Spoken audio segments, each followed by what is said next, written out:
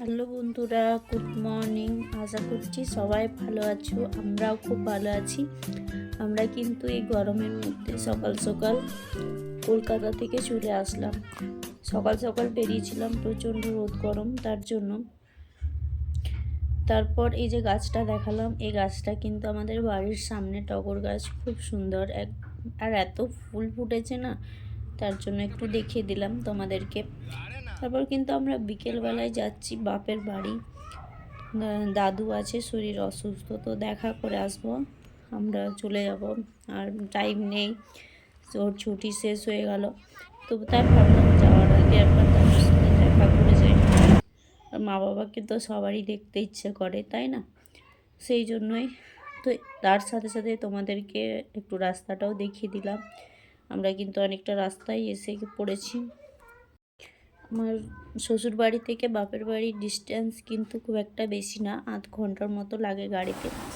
তারপর এটা কিন্তু তার পরের দিনের ভিডিও। আমরা কিন্তু বাপের বাড়ি থেকে চলে আসলাম, আর আম নিয়ে এসেছিলো আচার করার জন্য, বাবা দিয়েছে।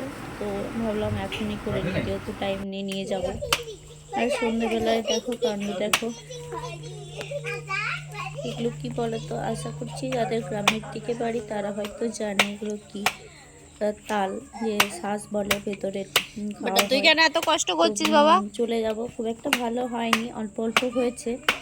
তো যেহেতু চলে যাব, ওখানে গিয়ে পাওয়া যাবে না বলে ও কিন্তু আজকেই নিয়ে এসেছে। ওর ভাইরা সবাই গিয়েছিল। তো এই দেখো এরকম হয়েছে, কিছুটা দেখিয়ে দিলাম তোমাদেরকে। আর এইসব জিনিস যেহেতু সবসময় পাওয়া যায় না, একটা সিজন অনুযায়ী হয়, তো এগুলো কিন্তু খেতে খুব ভালোই লাগে।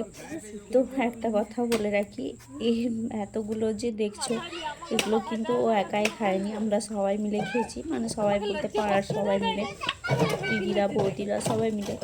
তো তারপর লাস্টে ভিডিও বানালাম, মজা করছিলাম যে বলবো তুমি একাই সব খেয়েছো। আর এবারে ছুটিটা মনে হচ্ছে খুব তাড়াতাড়ি যেন পেরিয়ে গেল।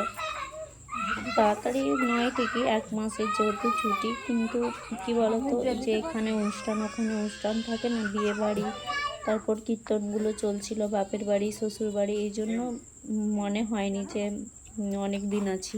খুব তাড়াতাড়ির মধ্যেই পেরিয়ে গেল। আর ব্যাগপত্রও গোছাতে হবে। তারপরে দেখো সকাল সকাল কিন্তু আমাদের ব্যাগপত্র সব গোছানো হয়ে গেছে, রেডি। খাবার দাবার টিফিনও বানিয়ে নিয়েছি। তো এবার যাওয়ার পালা।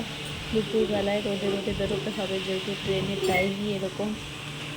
তো আবার ওখানে গিয়ে ভিডিও বানাবো। ট্রেনে চাপার আগেই তো ট্রেন 2 ঘন্টা লেট, তাই আমরা বসে আছি। আর বাড়ি থেকে যারা ছাড়তে এসেছিলো, বাবা আর ভাই, ওদেরকে বললাম তোমরা চলে যাও, তখন রোদে গরমে বসে থাকবে, আমরাই বসে থাকি। তো তারপর ওরাও বাড়ি চলে গেল, আর আমরাই দেখো এখানে বসে আছি। তারপর 2 ঘন্টা পর ট্রেন আসবে, ট্রেনে চেপেই দেখো আমার ছেলের ফ্যামিলি। তো আজকের মতো টাটা, বাই বাই, সবাই ভালো থাকবে।